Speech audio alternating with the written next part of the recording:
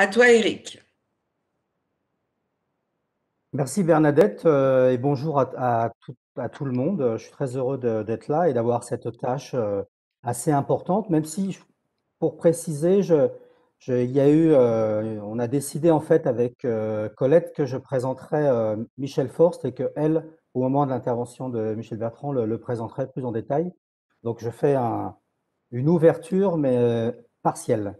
Euh, mais comme le disait Bernadette, c'est vrai que ce Vivre à 4 est beaucoup axé sur la question des défenseurs, et ça va être le point que va nous présenter Michel Forst, en rappelant que au départ, on pense souvent les droits de l'homme, c'est-à-dire c'est l'État, c'est les engagements de l'État. Donc pendant très longtemps, on a parlé uniquement de l'État, de ses agents et de ses engagements.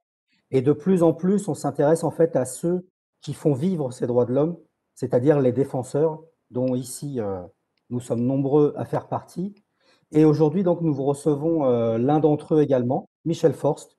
Comme le disait Bernadette, il a été le rapporteur spécial sur ces questions de la situation des défenseurs des droits de l'homme à travers le monde, mais pas uniquement. C'est aussi quelqu'un que nous accueillons à la CAT, mais en fait, nous accueillons aussi un acassien, il a rejoint la CAT dès 1974.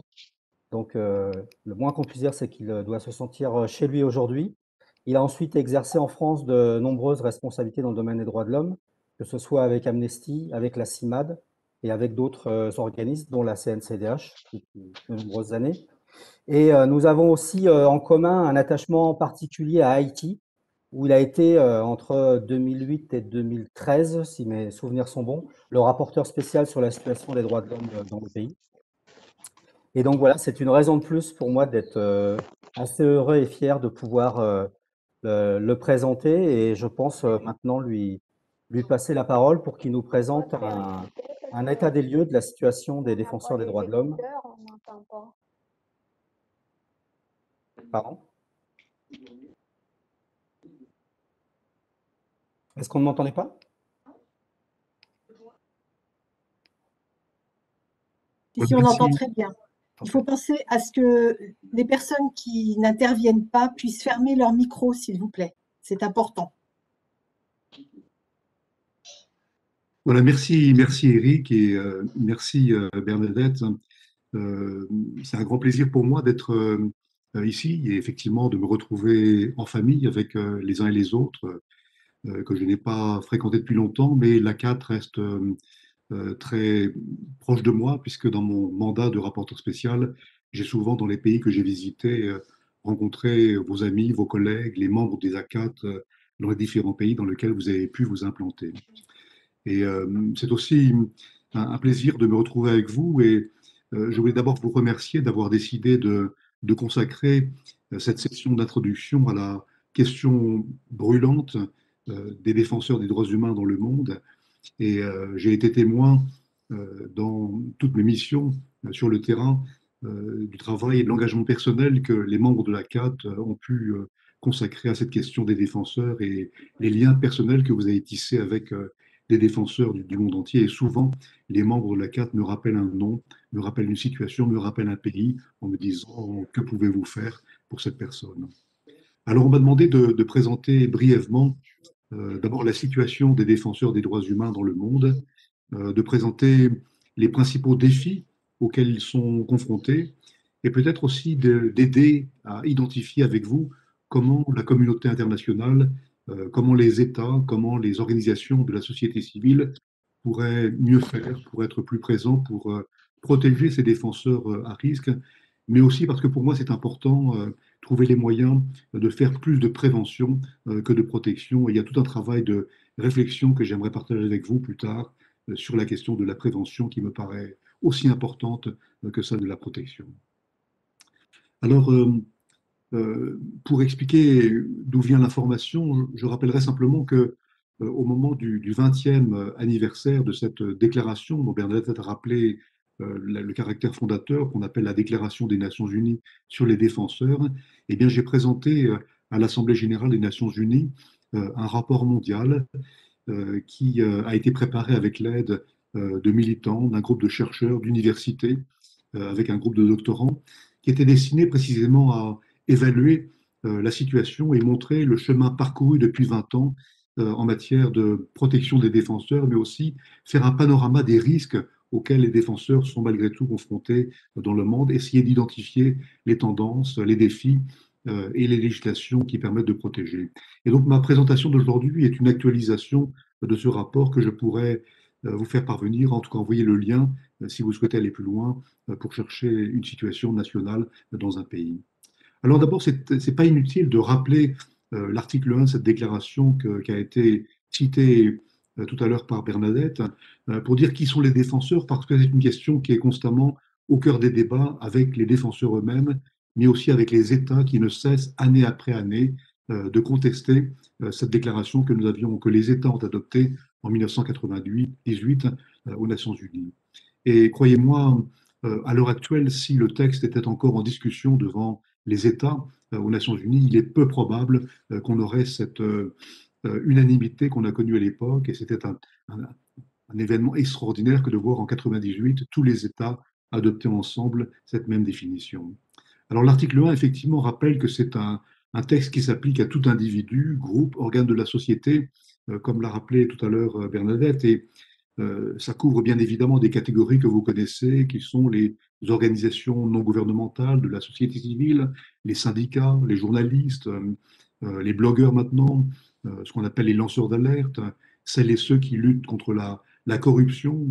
C'est aussi les parlementaires, c'est aussi les politiciens, c'est des fonctionnaires et parfois même des gardiens de prison qui refusent d'obéir à un ordre injuste et qui se trouvent ensuite l'objet de menaces pour avoir effectivement tenté de protéger les droits humains.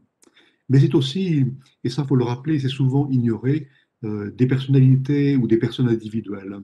Et le principal constat que j'ai pu faire dans mes contacts avec les défenseurs, c'est que bien souvent, en dehors de ceux qui s'engagent longtemps dans une organisation, eh bien, on devient des défenseurs souvent par nécessité et non pas par choix. Et je me souviens par exemple de ces 42 mères d'étudiants disparus à Ayotzinapa au Mexique que j'ai rencontrés qui m'ont montré l'image, la photo de leur fils en demandant l'impunité, en demandant qui sont les responsables et pourquoi mon fils a disparu.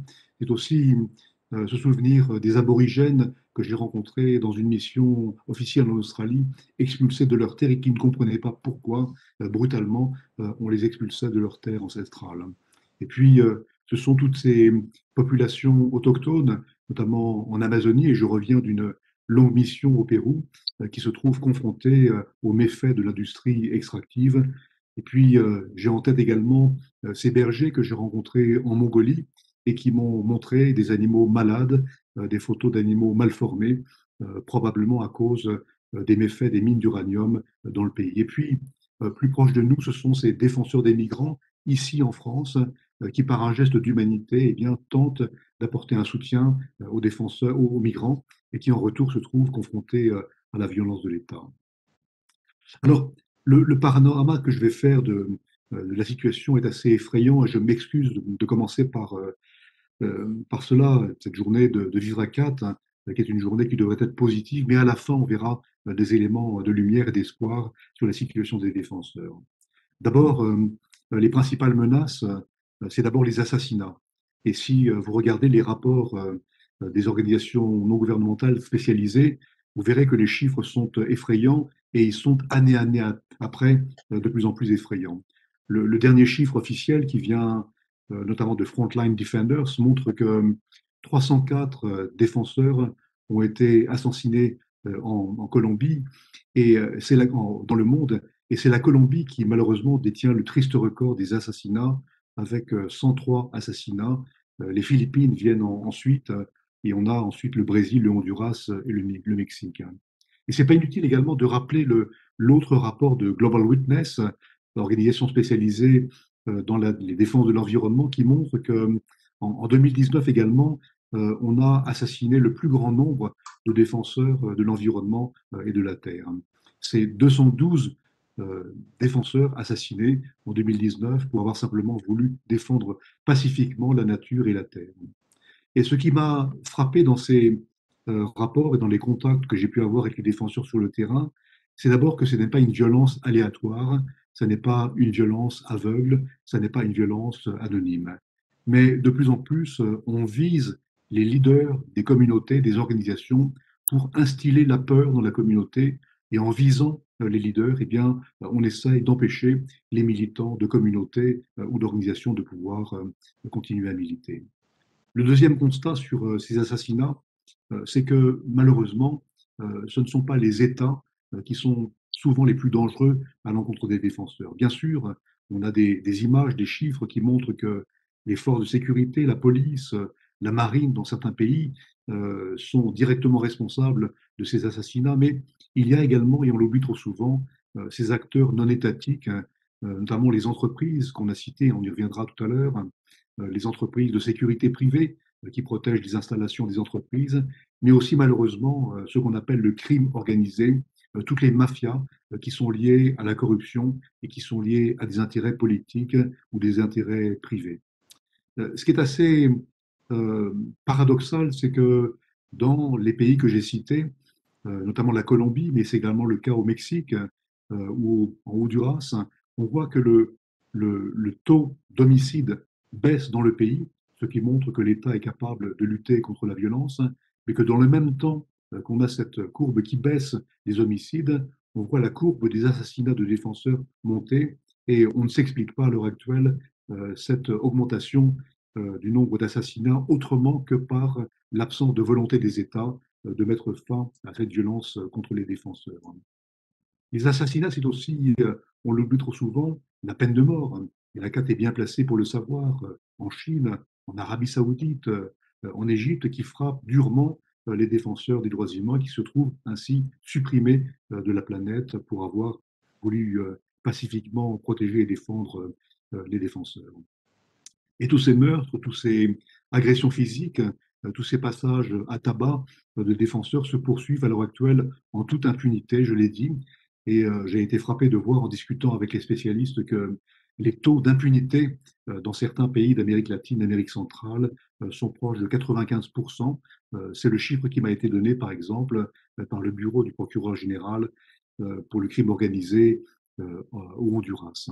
Ce qui veut dire que sur 100 assassinats de défenseurs, eh bien, on a 5% d'enquêtes qui souvent se réduisent à peu de résultats parce que la plupart du temps, ce sont uniquement les meurtriers qui sont traduits en justice, mais les auteurs intellectuels des meurtres, assassinats, sont bien souvent laissés en liberté. Rappelez-vous le cas fameux de Bertin Cáceres, où on est toujours dans une enquête qui est bloquée. Le deuxième élément frappant, ce sont ces campagnes de stigmatisation, de diffamation à l'encontre des défenseurs des droits humains, qui sont souvent accusés de propager, par exemple, des valeurs occidentales, dès lors qu'ils travaillent sur des sujets comme les droits LGBTI ou bien les droits sexuels et reproductifs en Amérique latine, en Afrique, au Moyen-Orient, en Asie. On les accuse d'être des porteurs de valeurs qui sont contre la tradition, contre les valeurs culturelles du pays, et qui sont stigmatisés pour avoir voulu simplement défendre le droit à ne pas être stigmatisé, à ne pas être victime d'arbitraire, simplement pour avoir voulu vivre une vie différente. On les accuse également, ces défenseurs, d'être dans des campagnes de stigmatisation contre le faux progrès. On les accuse d'être contre le modèle de développement, qui, on l'oublie trop souvent, est un modèle de développement qui leur est imposé, un modèle de développement qu'ils n'ont pas forcément choisi. Et tout ça va de pair avec la monopolisation des médias officiels dans beaucoup d'États, parce que le gouvernement contrôle beaucoup de médias dans les pays et utilise ces médias, les intérêts privés, pour lancer ces campagnes de stigmatisation à l'encontre des défenseurs. La liberté d'expression, que vous connaissez bien, est un sujet de préoccupation dès lors qu'elle s'applique aux défenseurs. On voit de plus en plus de sites web, d'outils sociaux fermés par les États, et de nombreux exemples en Chine, au Vietnam, mais ailleurs, notamment à l'approche des élections. Et il n'y a pas de moyens de recours. On voit ces restrictions juridiques sur les plateformes de médias sociaux qui sont à l'heure actuelle fermées, souvent avec la complicité de leurs dirigeants. Tout ça combiné avec une absence d'indépendance de ces médias sociaux dans les pays dans lesquels ils opèrent. Et puis, toujours sur la question des médias, on voit de plus en plus, y compris en Europe, je pense à la Hongrie, je pense à la Pologne, cette tentative de monopolisation des médias par l'État. Et ensuite, on n'a plus aucun média indépendant capable de documenter et de rapporter les violations à l'encontre des défenseurs. Les restrictions, le contrôle de la liberté de mouvement des défenseurs à travers le pays, mais aussi à l'extérieur, est un élément qui rend difficile l'activité des défenseurs. On leur interdit de voyager. Combien de cas m'ont été signalés de défenseurs empêchés de se rendre à Genève pour témoigner devant une session du Conseil des droits de l'homme ou simplement pour me rencontrer. Fermeture des frontières pour les défenseurs, suppression de visas, suppression de passeports. Dans beaucoup de pays, récemment encore en Turquie, des milliers de personnes se sont vues purement et simplement confisquer leur passeport et ça rend difficile, bien évidemment, les contacts avec l'étranger. Cette interdiction de voyager, cette absence de moyens sûrs et rapides d'obtenir un visa, c'est quelque chose qui aggrave, croyez-moi, la situation des défenseurs et rend leur situation beaucoup plus difficile. Et c'est encore plus difficile pour ceux qui essaient de les protéger parce qu'ils ne peuvent plus, alors à ce moment-là, directement accéder aux défenseurs. Un élément à noter également dans ce rapport, c'est ce qu'on appelle la criminalisation des défenseurs, c'est-à-dire l'application de la loi, souvent de manière extrêmement restrictive à l'encontre des défenseurs, à l'encontre des organisations non gouvernementales, et puis cette montée, notamment avec le développement de la pandémie, de ces mesures de sûreté, de ces mesures d'état d'urgence, de sûreté sanitaire, qui vient encore renforcer les mesures restrictives, et parfois les États se servent de ces mesures ou des législations antiterroristes pour menacer et utiliser abusivement la voix pour menacer les défenseurs. Combien de cas également de défenseurs qui ont été accusés à tort d'avoir trafiqué de la drogue, d'avoir transmis des documents à l'étranger, eh bien, ou simplement utilisé des armes de manière falsifiée. Et les enquêtes montrent qu'il n'y a aucune véracité dans ces accusations.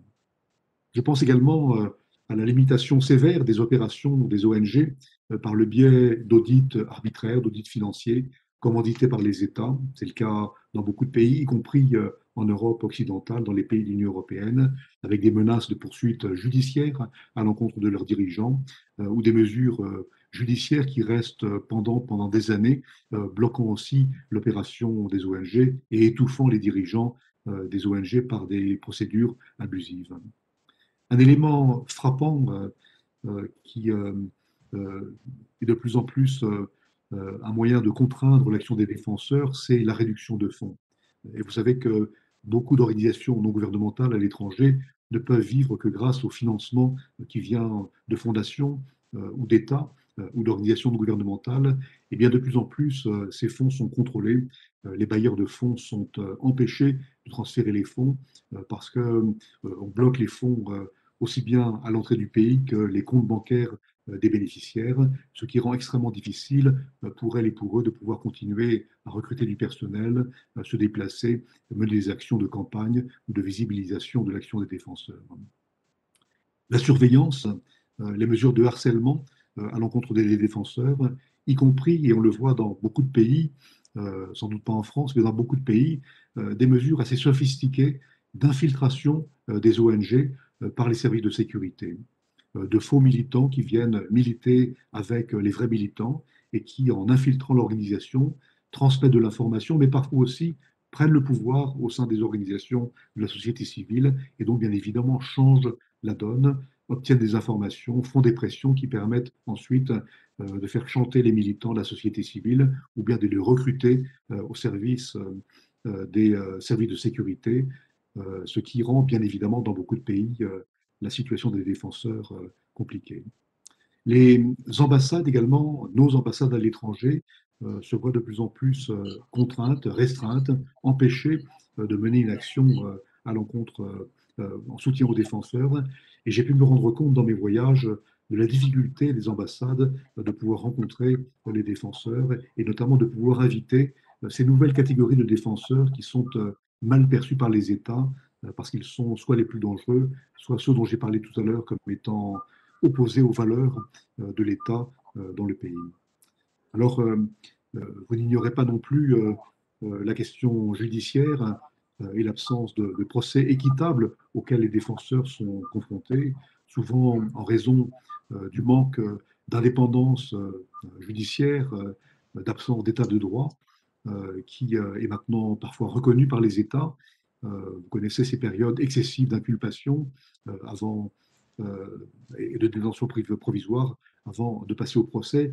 Et cette impunité, ces procès inéquitables sont un élément extrêmement important dans le paysage sombre auquel les défenseurs sont confrontés. Et j'aimerais terminer ce paysage un peu dramatique en rappelant une des questions qui, pour moi, en tant que rapporteur, a été un élément extrêmement important, c'est la question des représailles. Combien de militants, combien de témoins, combien de familles de défenseurs ont été victimes de représailles simplement pour avoir voulu envoyer une information, ont voulu communiquer avec les Nations Unies, voulu communiquer avec les ambassadeurs, voulu simplement coopérer avec les organes internationaux ou bien les organes régionaux. Notamment, ils sont appelés par la police, interrogés, souvent menacés, et quand les menaces ne sont pas efficaces, eh bien, on se tourne vers leur famille. Alors, c'est un paysage très sombre et je suis véritablement désolé de commencer ce livre à quatre par ce triste paysage, mais qui est en même temps pour moi l'occasion de montrer à quel point votre mobilisation, la mobilisation de la CAT et de vos collègues est essentielle pour aider ce qu'on appelle ces héros du quotidien. Alors peut-être pour euh, conclure sur une note plus optimiste, j'aimerais montrer quelques éléments qui permettent de montrer que néanmoins, en face de cette répression de la part des États, des forces de sécurité, des entreprises, eh bien, on a des actions qui se montrent de plus en plus efficaces pour protéger les défenseurs. Alors, il y a bien évidemment le mandat qui m'a été confié, ce mandat de rapporteur spécial des Nations Unies, qui a une grande liberté, et ma successeur à l'heure actuelle prend la mesure de cette fonction, qui a la liberté de pouvoir mener différentes actions avec le soutien des États, avec le soutien des Nations Unies, et donc de faire des choses qui, par le passé, auraient semblé totalement impossibles. C'est d'abord ces communications qui sont envoyées aux États, ces fameuses lettres d'allégation, dès lors qu'un rapporteur est saisi par un défenseur, par une organisation comme la CAT, de menaces contre les défenseurs, eh bien, il peut envoyer une lettre officielle à l'État qui pose des questions. La lettre est ensuite rendue publique et la réponse de l'État est également rendue publique. Et la comparaison des questions posées par le rapporteur et la réponse de l'État permet de mesurer l'état de droit dans le pays. Et je vous invite à consulter la base de données des communications. Je pourrais vous envoyer le lien hypertexte pour voir dans les pays comment fonctionne ce système de communication qui est très très efficace. On n'a pas le temps d'en parler maintenant, mais j'ai mené une enquête personnelle avec mon équipe sur l'efficacité de ces communications et sans vouloir revendiquer que ces communications soient les seules, eh bien 72% des personnes interrogées ont montré que grâce à ces communications, grâce au travail également des militants d'organisations non gouvernementales, eh bien ils peuvent dire que la situation leur a été changée, a été améliorée dans bien des cas. La deuxième action qui est extrêmement positive du mandat, ce sont les visites dans les pays. Et donc les États invitent le rapporteur, et c'est ainsi que j'ai été invité officiellement dans plusieurs pays à mener des enquêtes. Je suis allé au Burundi, au Honduras, en Mongolie, en Hongrie, en Colombie, en Australie, récemment au Pérou. Je ne cite pas tous les pays. Et l'intérêt de ces visites officielles, c'est qu'on passe 3 semaines, parfois plus, dans le pays, à rencontrer les autorités, mais surtout à aller sur le terrain, rencontrer les militants, parfois dans les lieux les plus reculés, pour retenir des témoignages, recueillir des informations et ensuite rendre public dans un rapport officiel qui est discuté devant le Conseil des droits de l'homme la situation dans le pays et formuler des recommandations qui permettent aux États, mais également aux organisations de la société civile de trouver les moyens d'améliorer la situation. Alors évidemment, beaucoup d'États refusent d'inviter le rapporteur spécial. Et pour ce qui me concerne, j'ai testé une méthode qui a bien marché, qui était simplement de dire que quand je ne suis pas invité, eh bien, je m'invite moi-même et je demande à une organisation non gouvernementale de m'inviter à une ambassade, à un centre culturel, à une université, et je suis ensuite dans le pays. Jamais le pays ne me refuse un visa, ne m'a refusé un visa, et ma successeur va continuer cette démarche, et j'ai pu ainsi me rendre dans plus de 60 pays, notamment des pays très compliqués comme la Russie, la Chine, le Venezuela ou bien le Nicaragua. Je pense à des pays également que vous connaissez comme le Vietnam, la Papouasie aussi, Israël-Palestine, bref, 60 pays dans lesquels les défenseurs ont eu la possibilité de interagir directement avec les Nations Unies et donc porter des témoignages de leur situation pour ensuite me permettre d'être leur porte-parole, le défenseur des défenseurs. Et puis, ce mandat de rapporteur a également la possibilité de faire des rapports thématiques pour faire un travail de recherche sur des situations concrètes, de développer des concepts. Et c'est ainsi que j'ai pu, avec mon équipe, développer des rapports thématiques sur la situation, par exemple, des défenseurs des migrants, sur la situation des défenseurs de la terre ou de l'environnement, sur les liens entre le monde des affaires, les entreprises internationales et les défenseurs. Et puis récemment encore, un rapport important que je vous invite à consulter, et on en parlera peut-être, sur la question des femmes défenseurs qui sont doublement victimes, d'abord parce que défenseurs et aussi parce que femmes, et ce rapport fait un état sérieux de la situation dans le monde et formule des recommandations sur la manière dont on pourrait mieux prendre en compte la problématique des femmes défenseurs. L'avantage de ces rapports, c'est qu'ils sont utilisés par le public, utilisés par les militants, mais également discutés par les États. Et c'est pour les États souvent source d'inspiration pour voter des résolutions, notamment sur les pays, et parfois adopter des décisions menant à des commissions d'enquête sur l'impunité ou sur les violations des droits de l'homme dans un pays. Donc ces rapports sont utilisés par l'ensemble des Nations Unies pour distiller une information qui parfois remonte jusqu'au Conseil de sécurité. Le deuxième euh, mécanisme qui est assez réjouissant, c'est de voir le nombre de pays qui adoptent maintenant des législations nationales pour protéger les défenseurs et qui donc inscrivent dans la loi la question des défenseurs et leur permettent ensuite de pouvoir utiliser la loi pour se protéger. Je mentionnerai également ces mécanismes de protection développés par les États. C'est le cas en Colombie, c'est le cas au Honduras, au Mexique ou au Brésil, où les États, avec le soutien de la communauté internationale, développent des mécanismes physiques de protection des défenseurs, des gilets pare-balles, des voitures blindées, des gardes du corps, des boutons de panique qui permettent aux défenseurs eh bien, d'intervenir immédiatement ou d'être protégés physiquement contre les attaques dont ils sont parfois l'objet. Il faut aussi mentionner ces fameuses lignes directrices qui ont été développées par les États, notamment l'Union européenne, et qui font instruction aux ambassades de leur pays de recevoir les défenseurs, de les protéger et parfois de trouver des moyens de les protéger physiquement dès lors qu'ils sont en danger. Je pense à ces mécanismes de relocalisation des défenseurs qui font que lorsqu'ils sont en danger physiquement, eh bien, l'Union européenne, l'ambassade d'Allemagne, l'ambassade de Suisse peut physiquement protéger un défenseur en lui donnant un visa, payant un billet, lui permettant de quitter le pays en cas de situation dangereuse pour être localisé pendant quelques mois à l'étranger et donc lui permettre de se refaire une santé avant de retourner militer dans le pays.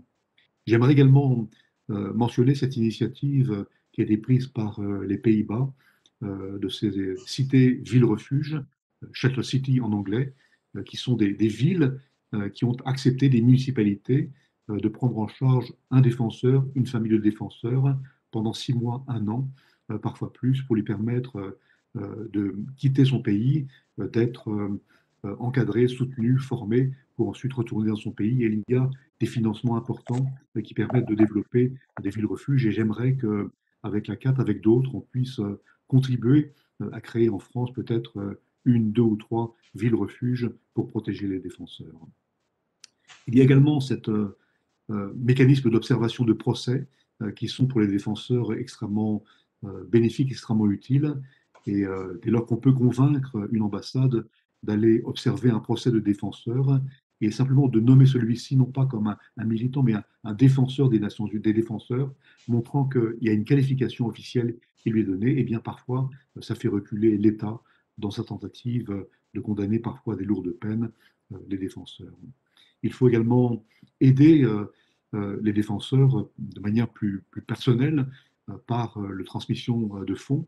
Et je sais à quel point les militants sont mobilisés à l'idée de pouvoir transmettre des petits financements, des petits dons, des petites donations qui permettent aux défenseurs dans leur pays de créer une activité qui permet de diffuser l'information dans leur propre pays. Et enfin, je terminerai par quelque chose qui me paraît extrêmement important et auquel la CAT a sans doute contribué, et qui est la création de réseaux de défenseurs. Il existe des réseaux internationaux de défenseurs, mais des réseaux régionaux également. Mais dans un grand nombre de pays, il manque des réseaux nationaux de défenseurs.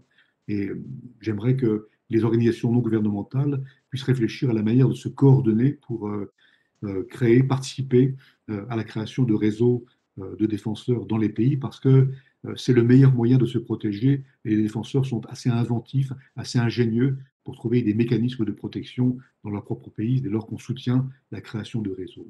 Et puis la création de réseaux, c'est également la possibilité de créer des réseaux thématiques. Je pense notamment à ces réseaux de femmes défenseurs qui ont la capacité de parler entre elles, d'expliquer entre elles les menaces dont elles sont l'objet, et de trouver avec d'autres les moyens de mieux se protéger en tant que femmes et en tant que défenseurs.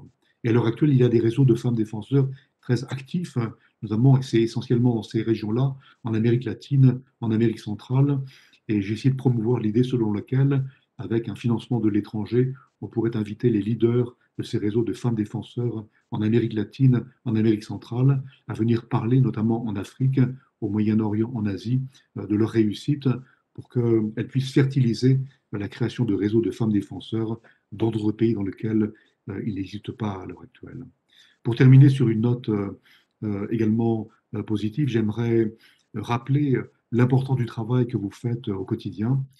Parfois, ces campagnes de mobilisation peuvent vous paraître une goutte dans l'océan, mais croyez-moi, c'est la conjonction de ces petites campagnes menées par des organisations, grandes organisations, petites organisations, qui mettent en relief une situation, un pays, qui font témoigner des défenseurs. Et j'aime l'idée que vous invitiez des défenseurs à venir témoigner en France, que vous les emmeniez au Parlement européen, que vous organisiez des rencontres avec le ministère des Affaires étrangères. C'est un moyen de contribuer à mettre en relief une situation et surtout de donner la parole aux défenseurs.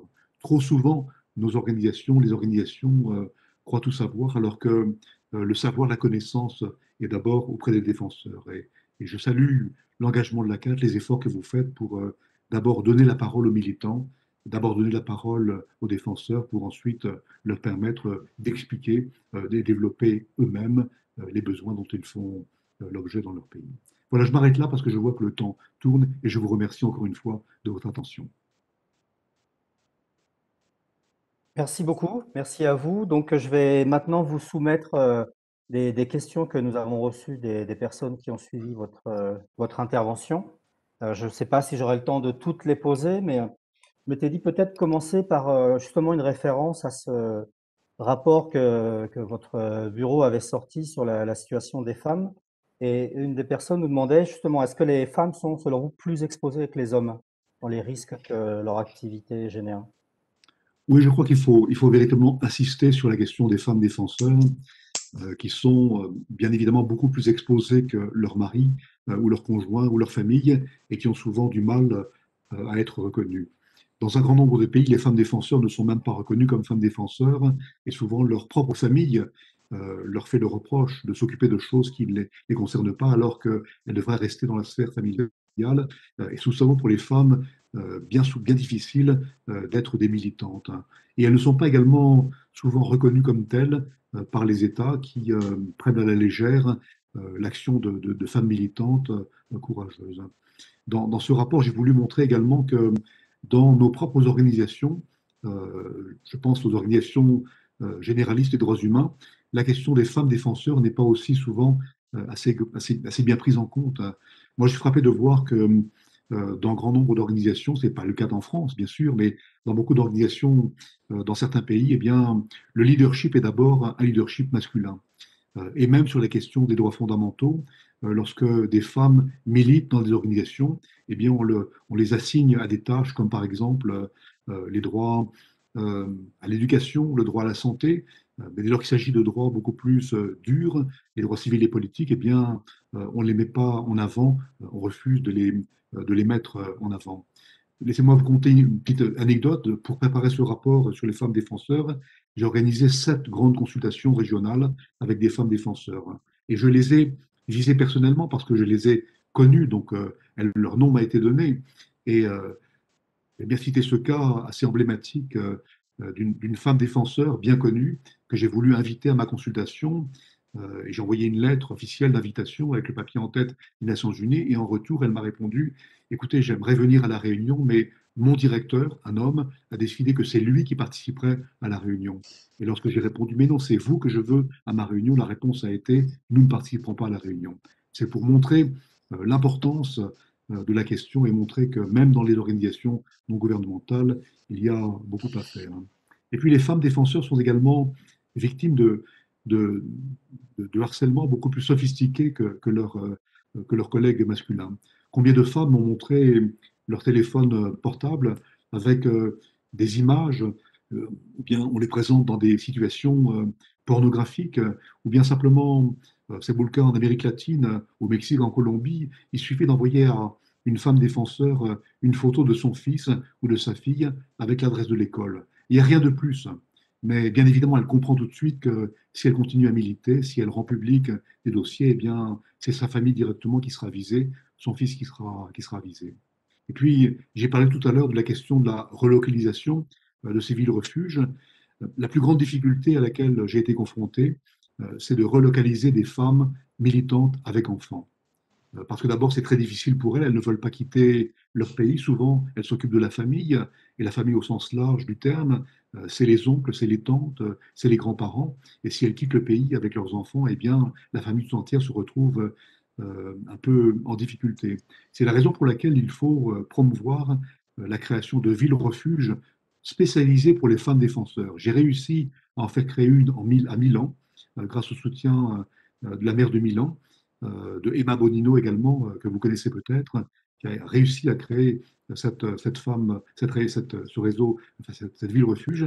Mais je pense qu'en France, on devrait également réfléchir à l'idée de trouver une municipalité qui accepterait, avec ses financements internationaux, de créer une ville refuge pour les femmes défenseurs avec enfants, qui, rappelons-le, ne sont jamais ou rarement des demandeuses d'asile, souvent envie de retourner chez elles, retourner dans leur pays pour continuer à militer. Ouais, je vous invite à lire ce rapport sur les femmes défenseurs. Vous y trouverez une source d'inspiration et des recommandations concrètes sur comment militer, comment défendre les femmes défenseurs. D'ailleurs, dans le prochain courrier de la carte, je crois que j'ai rédigé un papier qui porte sur les femmes défenseurs et vous trouverez dans ce document quelques indications concrètes. Et oui, effectivement, c'est un sujet que nous allons aborder très prochainement. Merci beaucoup pour votre réponse. Une seconde question qui revient de nombreuses fois des personnes qui suivent, c'est comment est-ce qu'on peut travailler dans les pays difficiles que vous citiez, comme la Chine ou le Vietnam, quand on s'y rend? Quel impact votre visite et les suites de votre visite peuvent avoir? Alors bien évidemment, c'est très difficile et c'est difficile aussi pour le rapporteur de se rendre dans ces pays-là. Il y a des pays qui sont fermés, des pays dans lesquels je n'ai pas pu encore, où ma successeur ne pourra sans doute pas entrer, comme par exemple la Corée du Nord, parce que c'est un pays très dangereux. Rappelons également que les questions de sécurité sont un élément important. Dans des pays très dangereux pour les défenseurs, c'est également dangereux pour quelqu'un des Nations Unies de venir parce que même les Nations Unies ne peuvent pas protéger contre celles et ceux qui veulent tuer. Quand on a décidé d'assassiner un défenseur, malheureusement, rien ne peut protéger contre les assassins. On l'a vu avec les défenseurs un peu emblématiques. Alors dans ces pays-là, je crois qu'il ne faut pas désespérer. Euh, les campagnes d'information, de diffusion de l'information, les campagnes de lettres, d'Amnesty, de la CAT, le fait de pouvoir mettre en relief des cas difficiles, de pouvoir montrer à nos autorités, au Parlement européen, aux Nations Unies, que, eh bien, quelque part, il y a des situations dont on s'occupe, qu'on n'oublie personne, que personne n'est oublié par nos organisations, c'est quelque chose qui a de l'efficacité. Et beaucoup de défenseurs m'ont raconté à quel point le fait de savoir qu'à l'autre bout du monde, en France, la CAT, au Togo, la CAT s'est occupée d'eux. C'est quelque chose qui est extrêmement important et qu'il ne faut pas oublier. Donc, merci à vos membres parce que le fait de nommer des noms, le fait d'envoyer des cas d'appel dans vos courriers, de les citer, c'est quelque chose qui est efficace. Et c'est aussi efficace parce que l'information remonte ensuite de manière beaucoup plus secrète dans les couloirs, par exemple, des Nations Unies. Et c'est ainsi que ces informations-là sont compilées dans des rapports qui vont alimenter la direction des affaires politiques des Nations Unies et parfois le Conseil de sécurité au moment où on va discuter, par exemple, de sanctions. Donc toutes ces actions sont extrêmement efficaces et il faut continuer à les mener. Merci. Et en lien à ça aussi, beaucoup d'interrogations. Et là, je pense que ça, vous aurez d'autant plus d'éléments à nous donner en tant qu'ancien rapporteur, mais également quand vous coordonniez le comité de coordination des procédures spéciales. C'est le fait que ce soit au Conseil des droits de l'homme et d'autres mécanismes, il y ait des États totalitaires, pour employer presque un mot gentil par rapport à leurs actions. Est-ce que ça a une influence justement sur les possibles réponses qui peuvent émaner des différents organismes? Alors, bien évidemment, vous connaissez la mécanique très compliquée de l'élection au Conseil des droits de l'homme, qui fait que si effectivement on voulait élire que des pays qui sont respectueux des droits humains, on n'aurait pas grand monde au Conseil des droits de l'homme. Donc, et malheureusement, ce sont les groupes régionaux qui décident d'élire eux-mêmes leurs représentants. Et c'est ainsi qu'on voit des pays qui ne sont pas dans les premiers de la liste en matière de protection des droits humains être élus au Conseil des droits de l'homme. Mais néanmoins, moi j'ai pu voir la dynamique qui existe au Conseil des droits de l'homme et même si on a les pires ennemis des défenseurs au Conseil des droits de l'homme, la majorité reste toujours plutôt positivement en faveur des défenseurs. Et lorsque j'ai présenté mes rapports, bien évidemment, souvent j'ai été interpellé par le dirigeant, l'ambassadeur de Russie, l'ambassadeur de Cuba, de Venezuela, qui a brocardé mes rapports, parfois m'a insulté, a demandé l'abolition de mon mandat, mais majoritairement les États ont voté pour et jamais la majorité n'a été mise en péril. Mais il y a néanmoins une question sur laquelle il faut constamment revenir, c'est la question de la définition des défenseurs. C'est probablement la bataille la plus compliquée à mener. Et beaucoup d'États, à l'heure actuelle, emmenés par la Russie, avec le Venezuela, Cuba, le Burundi, essayent à l'heure actuelle de changer cette définition. Donc il faut qu'on montre qu'on y est attaché et qu'on va la défendre jusqu'au bout. Merci. Juste, alors je ne sais pas si ce sera une question ou plus quelque chose que je vous transmets, mais il y a énormément de demandes et d'interrogations sur cette notion des villes refuges. Donc peut-être si vous pouviez partager plus tard des documents ou des choses, parce que beaucoup sont très intéressés par l'idée et aimeraient savoir comment pouvoir participer de ce mouvement. Oui, alors si vous me donnez 2 minutes, Eric, Oui, bien sûr. je peux, au-delà des papiers, vous expliquer la démarche. Je ne sais pas si le temps nous est compté, mais en tout cas, j'aimerais, c'est quelque chose auquel je tiens beaucoup, en fait, hein.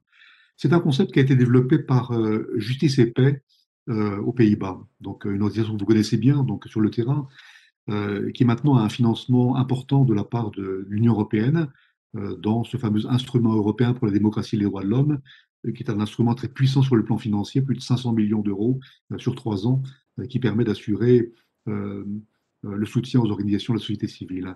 Alors le concept est simple, il faut trouver un État qui accepte de donner un visa, ou le principe même de donner des visas aux défenseurs des droits humains. Il faut après trouver une municipalité qui accepte de mettre bénévolement, gracieusement, une maison ou un appartement pour accueillir ses défenseurs, parfois 2 appartements même, euh, gracieusement ou bien à un coût très modique, qui accepte de prendre en charge également le loyer et les frais de fonctionnement.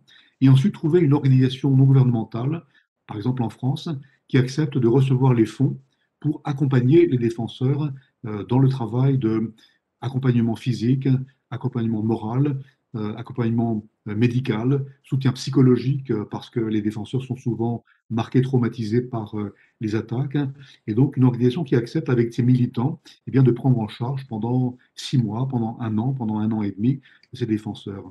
Et les statistiques de Justice and Peace, Justice et Paix, montrent que 82% de ces défenseurs ne sont pas des demandeurs d'asile et vont retourner chez eux. Ils ont bien sûr le droit de demander l'asile. Personne ne peut leur dénier ce droit. Mais ce sont des militants dans l'âme qui veulent d'abord retourner chez eux. Et donc, il faut rassurer la municipalité, rassurer l'État que c'est possible. J'étais hier à Lyon pour rencontrer une organisation que vous connaissez qui s'appelle Agir ensemble pour les droits humains, avec l'idée que peut-être Lyon, avec sa nouvelle municipalité, ou Villeurbanne, ou une autre ville, pourrait être un lieu dans lequel les défenseurs pourraient être accueillis. Et si parmi la CAT, il y a des élus municipaux, ou des personnes à qui je peux parler, je me tiens bien évidemment à votre disposition pour vous rencontrer par téléphone ou bien par Zoom pour expliquer de manière plus concrète comment créer une ville refuge. Et n'ayez crainte, il y a des financements pour ça. Ça ne pèsera pas trop sur les finances de la CAT.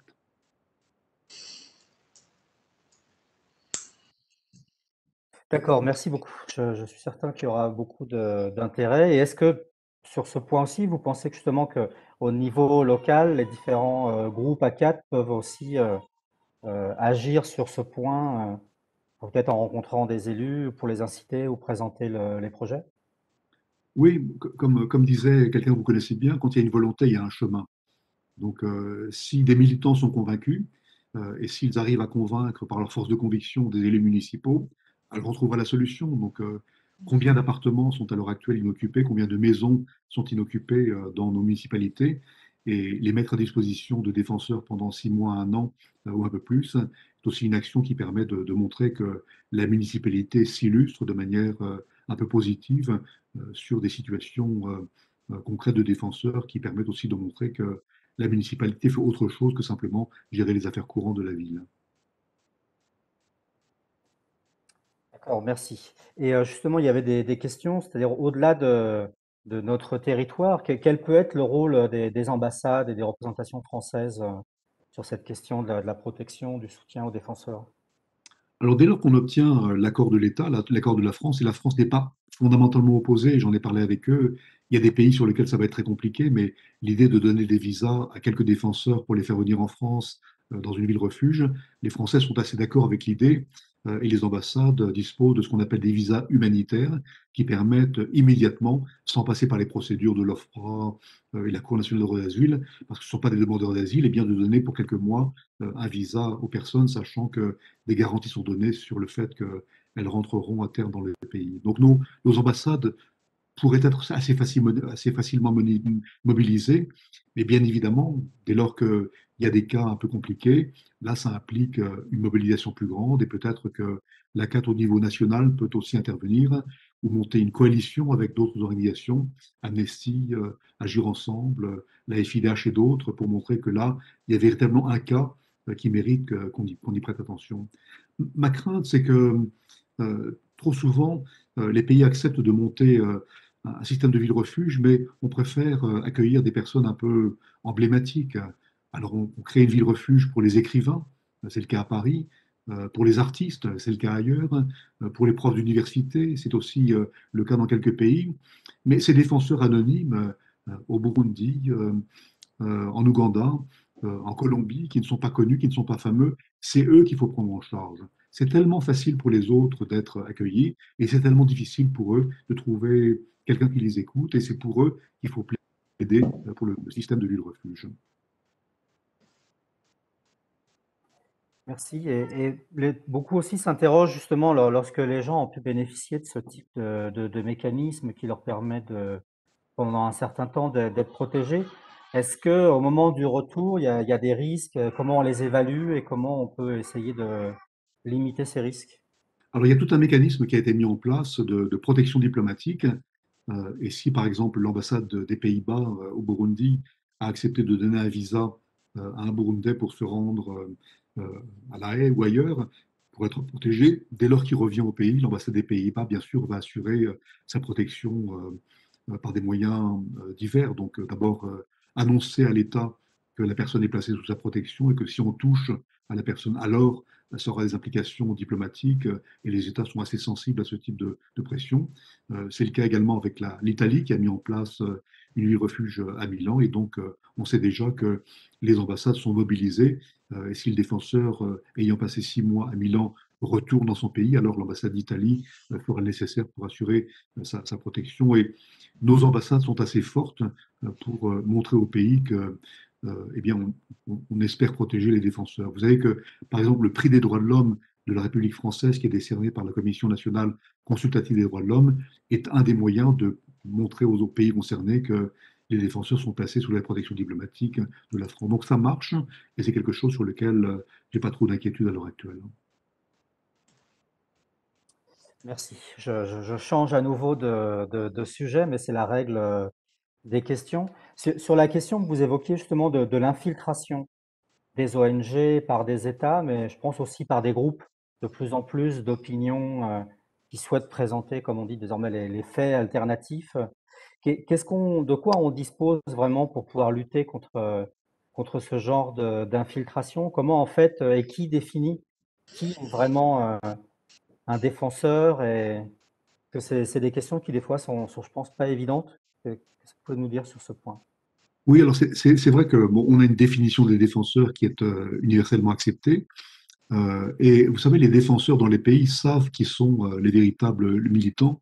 Mais c'est vrai que parfois, il y a des tentatives d'infiltration qui se produisent progressivement. Et donc, des personnes qu'on ne connaît pas se présentent à une réunion, indiquent vouloir être militantes, participent à quelques actions, puis ensuite s'introduisent dans les sphères électives, se font élire, deviennent dirigeants, deviennent staff de l'organisation, et donc contribuent à déstabiliser l'organisation. C'est très difficile de les repérer au départ, et bien souvent, il est trop tard. On s'aperçoit qu'on a perdu le contrôle au sein de son organisation. C'est la raison pour laquelle cette affaire de réseau pour laquelle j'ai plaidé tout à l'heure est un moyen de mieux contrôler le fonctionnement, parce que les défenseurs se connaissent entre eux, et dès lors qu'une organisation sent que un de leurs collègues est un peu, disons, dérangeant, elles peuvent alerter l'organisation concernée en disant il y a dans le terrain quelqu'un qui nous pose problème, qui a été aperçu par exemple dans un poste de police, qui a été aperçu parlant avec telle ou telle personne et qui montre que peut-être il y a matière à s'interroger sur la réalité de l'investissement de la personne. Donc, faisons confiance au bon sens de nos amis défenseurs à l'étranger, mais c'est une question sur laquelle il faut être alerté, être conscient, parce que parfois, dans certains pays, ça a des conséquences dévastatrices de démobiliser des organisations et parfois aussi de faire passer des noms, des informations qui mettent réellement, physiquement en danger les défenseurs qui sont à l'heure actuelle, sont ensuite menacés par les forces de sécurité. Merci. Et également, on a beaucoup de questions sur la situation en France des défenseurs et l'action ou le manque d'action de la France par rapport à ces défenseurs. Quelle est pour vous votre vision de la façon dont l'État français réagit par rapport au travail et aux revendications des défenseurs? Alors, il y a pour moi un véritable paradoxe sur lequel j'ai attiré l'attention des pouvoirs publics en France à plusieurs reprises, dans des conversations individuelles, mais également dans des lettres officielles que j'ai envoyées à la France, notamment au moment de l'affaire des Gilets jaunes. Vous avez su que plusieurs de mes collègues, moi-même, sommes intervenus auprès du gouvernement sur la question des violences policières, mais également de ces législations euh, d'urgence sanitaire qui font peser un poids de plus en plus fort sur les défenseurs. Alors la France est ce pays paradoxal qui a fait des défenseurs une priorité forte. Et si vous regardez le discours de notre ministre des Affaires étrangères, Jean-Yves Le Drian, au moment de l'élection de la France au Conseil des droits de l'homme, vous verrez qu'il a placé la question des défenseurs au cœur des priorités françaises. Il y a trois priorités qui ont été annoncées. Les défenseurs font partie de ces trois priorités. Il y a une stratégie française qui a été développée sur les droits humains, la stratégie française sur les droits humains et le développement. Et également, on voit que les défenseurs sont au cœur du dispositif, hein. L'Agence française de développement également a une stratégie droits de l'homme et développement, droits humains et développement, dans lequel il y a une place consacrée aux défenseurs. Et c'est vrai que en France, la question se pose de la place des défenseurs. Et il y a un impératif de cohérence à rappeler que si on veut être exemplaire, il faut l'être bien évidemment à l'étranger, surtout les défenseurs, mais également ne pas se mettre en porte-à-faux par rapport aux textes internationaux dans son propre pays. Et là, la France est parfois un peu mise en cause par la communauté internationale. Rappelez-vous les interpellations de Michel Bachelet, la haute commissaire aux droits de l'homme en France. Elle n'est pas la seule, ses prédécesseurs également avaient interpellé la France, aussi sur la question des défenseurs. Et puis le commissaire aux droits de l'homme du Conseil de l'Europe qui interpelle la France également, l'Assemblée parlementaire, les rapporteurs spéciaux sur la question des défenseurs qui montrent que ces défenseurs sont parfois aussi en France en danger. On connaît bien évidemment ces défenseurs un peu emblématiques en France, défenseurs des droits des migrants, qui ont reçu des prix, qui ont été également traduits en justice pour avoir voulu simplement protéger un défenseur, avoir simplement nourri un défenseur et surtout avoir voulu déplacer un défenseur. C'est ça qui est en fait en cause, hein. Transport illégal de défenseurs ou contribution illégale au transport de migrants en situation irrégulière en France. Et malheureusement, même si on a accepté cette clause particulière de clause humanitaire qui devrait exempter nos militants, les militants de poursuites pénales, on a encore à l'heure actuelle des militants qui sont poursuivis en France par des procureurs pour avoir simplement voulu exercer le droit de défendre une personne en vulnérabilité et donc défendre une personne en vulnérabilité, c'est un défenseur. Et on a des familles qui ne sont pas des militants d'ailleurs, hein, mais qui simplement ayant vu au bord du chemin un étranger en situation difficile, le recueille et prend soin de lui ou d'elle et est accusé par l'État d'être un passeur ou euh, un dangereux activiste. Et il y a également sur la question des manifestations, du droit de manifestation, de la liberté de pouvoir se rendre à une manifestation, des questions qui sont posées à la France sur le droit de manifester, sur le droit de nos militants de pouvoir se joindre à une manifestation qui voit le gouvernement les empêcher de se joindre à une manifestation. Donc la France n'est pas exemplaire en la matière et c'est bien que dans les documents que vous publiez, dans le courrier de la CAT, il y ait un rappel également à des situations françaises et qu'on ne donne pas le sentiment que ça sera toujours ailleurs. Les défenseurs, c'est ici et maintenant, chez nous comme ailleurs, et il faut être exemplaire dans les deux cas. Merci. Et pour prolonger sur ce point, c'est comme vous l'avez rappelé, on a eu droit, j'ai dit on, hein, la France, à de nombreuses interpellations, que ce soit le Conseil de l'Europe, les rapporteurs spéciaux, la haut-commissaire, et la France ne semble pas l'avoir beaucoup pris en compte et de ne pas avoir modifié son. Et donc, qu'est-ce qu'elle pourrait être l'étape suivante afin de contraindre la France à respecter ses engagements, et d'autant plus qu'elle est désormais membre du Conseil des droits de l'homme. Alors, vous savez, il ne faut pas non plus se fier uniquement à ce qui est public. Il y a dans les relations diplomatiques beaucoup de contacts qui ne sont pas publics, beaucoup d'interventions qui sont faites et qui sont parfois plus efficaces. Et je crois que c'est la conjonction de cette diplomatie du mégaphone et cette diplomatie confidentielle qui a de l'efficacité. Et prenez un exemple récent. Il y a quelques mois, nous avions, avec mes collègues rapporteurs spéciaux, interpellé la France sur les violences policières. Euh, Également, Éric le rappelait, la commissaire au droit de l'homme du Conseil de l'Europe l'avait fait aussi. Et la réponse officielle, y compris du président de la République, était de dire il n'y a pas de violence policière. Le mot n'existe pas. Le ministre de l'Intérieur de l'époque niait l'existence de violences policières. Dans mes rencontres que j'ai eues avec le gouvernement à l'époque, on me disait mais le simple fait qu'il puisse y avoir des violences policières euh, nous échappe, donc ça n'existe pas. Et encore récemment, donc on a vu que le langage a changé, le président de la République a reconnu l'existence de violences policières, et donc on a à l'heure actuelle une discussion avec la police sur le changement de méthode de maintien de l'ordre.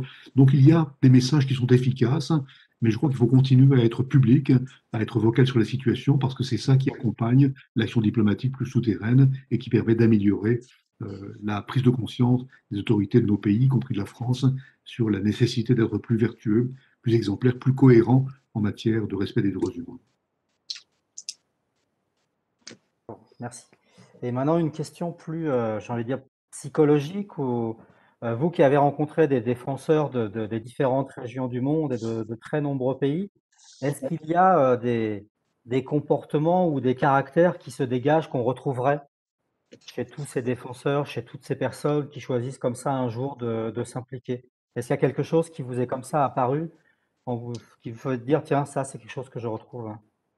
Oui, d'abord leur grande humanité, leur courage, leur résilience, le fait que, confrontés à souvent de grandes difficultés, des menaces importantes, eh bien, ils ne baissent pas les bras, elles ne baissent pas les bras. Et puis, on oublie aussi peut-être cette nouvelle catégorie de défenseurs qui sont les jeunes, qu'on appelle maintenant les enfants défenseurs, parce qu'ils ont moins de 18 ans au regard de la Convention des Nations Unies sur les droits de l'enfant, et qui sont dans un grand nombre de pays aussi menacés, harcelés pour avoir utilisé leur téléphone portable, avoir tweeté, avoir transféré un lien, avoir photographié une manifestation, transmis des images de violences policières et qui sont à l'heure actuelle menacées. Donc, ce qui me frappe, effectivement, c'est cette humanité, cette sensibilité des défenseurs et leur capacité à résister à l'oppression dans des contextes très difficiles. Moi, je reste en contact avec eux parce que j'ai établi des contacts personnels. Ils continuent à m'envoyer des messages. Ce lien personnel doit exister et je suis sûr que les militants de la CAT ont également ce même type de lien avec les personnes qu'ils ont rencontrées. Il faut continuer à les soutenir personnellement parce qu'ils en ont un grand besoin. Il n'y a pas de, disons, de typologie de défenseurs. J'ai rappelé ces nombreuses mères de disparus que j'ai serrées dans mes bras avec émotion parce que elles me montraient l'image de leur fils ou de leur fille qui avait disparu, tombait en larmes, malgré tout ne cédait pas, ne baissait pas les bras, continuait à militer. Et je crois que c'est quelque chose qui m'a beaucoup frappé, qui m'a beaucoup marqué dans mon mandat de rapporteur, et que ma successeur également aura à cœur de continuer ce contact très personnel avec les défenseurs dont ils ont besoin. Et est-ce que là, plus sur la durée que sur l'amplitude, vous observez des changements dans la façon dont les gens militent, mettent en avant les questions, ou ça reste quelque chose d'assez constant? Oui, alors ce que je constate, c'est que nous sommes plus forts que par le passé. Il y a des batailles que nous avons remportées, des batailles importantes, et en 1998, avec quelques organisations, nous avions monté à Paris, peut-être certains s'en souviennent, le premier sommet mondial des défenseurs. On a fait venir 350 défenseurs de 110 pays, à l'époque où le concept de défenseur n'était pas très connu. Et maintenant, grâce à un combat renouvelé de vos organisations, des défenseurs eux-mêmes, eh bien, le concept est maintenant mieux établi. Et puis, les réseaux de défenseurs se sont établis, les mécanismes de protection ont été rendus plus efficaces, les États ont développé des outils permettant de mieux protéger les défenseurs. Donc la bataille n'est pas gagnée, mais parce que c'est un peu comme une guerre, il y a une escalade de la violence, donc les attaques sont plus fortes, mais en même temps les défenseurs s'organisent mieux, se défendent mieux, donc on est dans cet équilibre constant à rechercher entre une force d'oppression et une force de protection sur lequel il ne faut pas céder les bras, mais je suis assez optimiste de voir que dans le monde entier, eh bien, nos amis défenseurs s'organisent, sont forts, sont vaillants, sont efficaces et manifestent beaucoup de vaillance dans leur combat, et les réussites sont nombreuses. Peut-être serait-il utile également de continuer à montrer ces combats et de montrer les résultats, de montrer les victoires qu'on a emportées, de montrer que malgré l'oppression, eh bien, ils ont réussi à gagner la bataille, gagner des procès, des libérations. C'est important de montrer les résultats positifs de ces défenseurs grâce à notre soutien.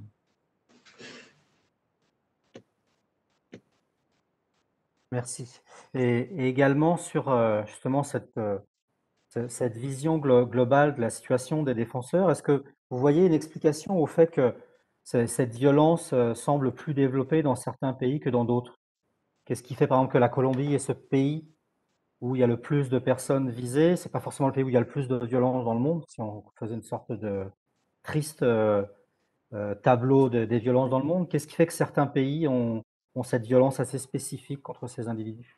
Alors, il n'y a pas de typologie universelle de la violence à l'encontre des défenseurs. Chaque cas est un cas particulier. Et donc, si on prend la Colombie sort de décennies de violence liées à l'affrontement armé entre les FARC et le gouvernement. Les accords de paix de la Havane n'ont pas certainement stoppé toute la violence. Et puis, il y avait également le narcotrafic, qui a été quelque chose, qui est toujours quelque chose de très pesant pour les défenseurs. Les paysans qui essayent d'arrêter la plantation de coca pour planter, par exemple, du maïs, se voient menacés par les narcotrafics. Donc il y a une violence un peu endémique dans le pays qui est difficile à contrer. C'est une des raisons qui explique que la Colombie soit le pays le plus violent pour les défenseurs. C'est un peu le cas également au Mexique, où il n'y a pas de guerre civile, comme on l'a connu en Colombie, mais néanmoins l'influence du narcotrafic extrêmement importante.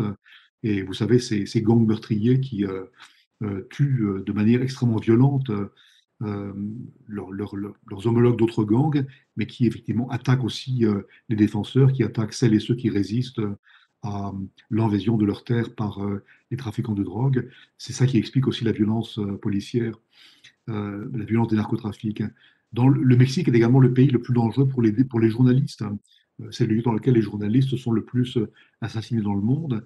Et les journalistes d'investigation au Mexique sont à l'heure actuelle extrêmement menacés.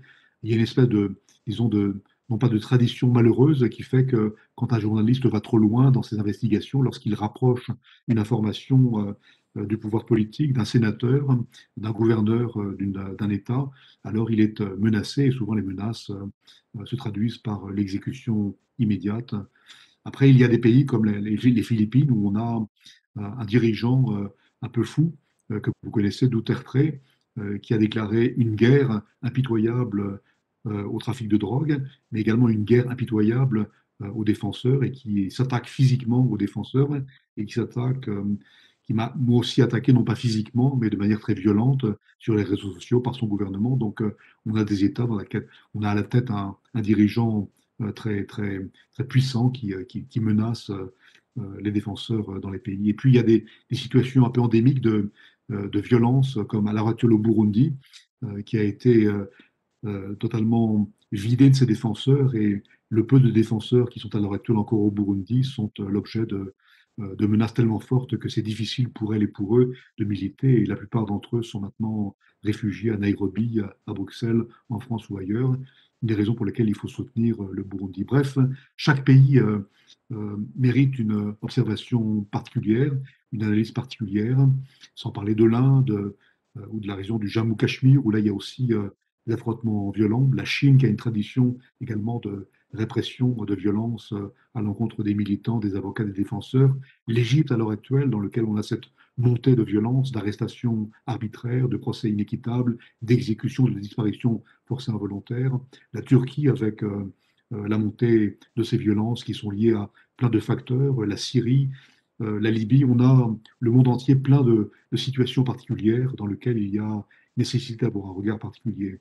Le dernier rapport que j'ai présenté est un rapport un peu atypique qui portait sur les défenseurs vivant en situation de conflit, pays en post-conflit, pays en crise humanitaire, pour voir s'il y a des typologies qui peuvent se dégager et comment, dans ces pays-là, où c'est extrêmement difficile de militer, extrêmement difficile pour les mécanismes de protéger, comment trouver les moyens d'apporter une aide et un soutien aux défenseurs.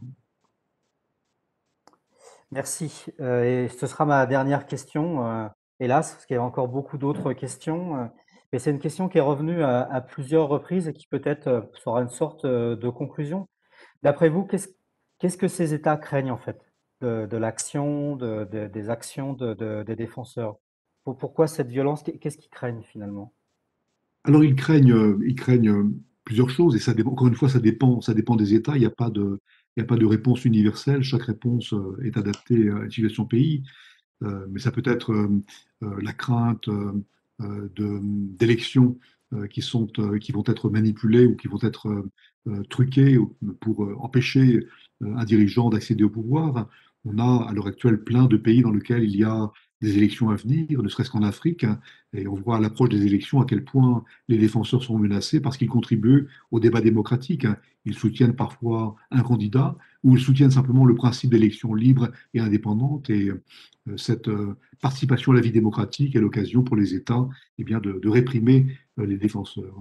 Il y a d'autres pays dans lesquels les défenseurs sont stigmatisés parce qu'ils s'attaquent à des valeurs qui ne sont pas les valeurs promues par le dirigeant du pays, y compris dans nos pays, en Pologne, en République tchèque, en Hongrie, dans d'autres pays, mais également dans beaucoup de pays d'Afrique.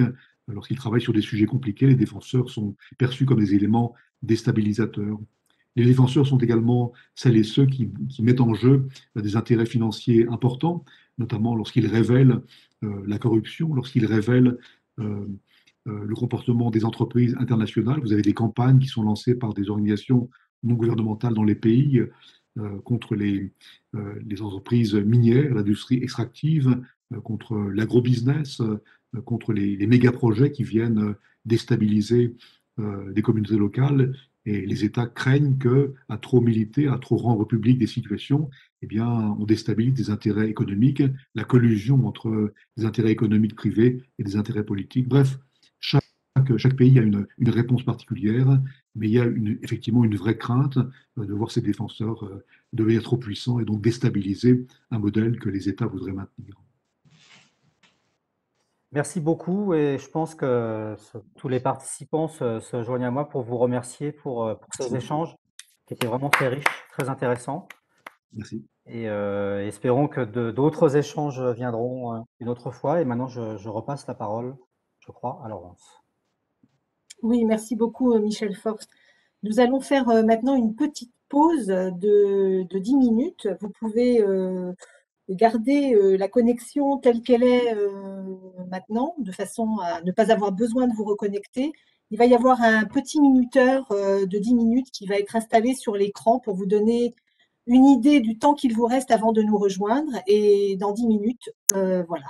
Merci beaucoup, Bastien de Pixago. Et dans 10 minutes, nous nous retrouvons pour la prochaine conférence qui sera donnée donc par Michel Bertrand, Défendre l'humain, dénoncer l'inhumain. Voilà, je vous dis donc à tout à l'heure. Merci beaucoup.